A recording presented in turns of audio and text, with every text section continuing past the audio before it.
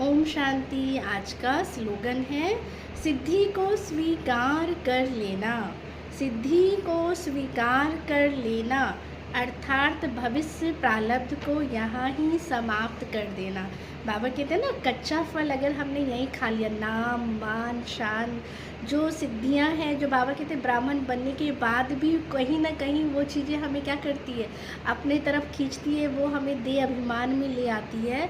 तो बाबा ने कहा सिद्धि को यहाँ ही क्या है, स्वीकार कर लेना अर्थात भविष्य प्रारब्ध को यहाँ ही समाप्त कर लेना।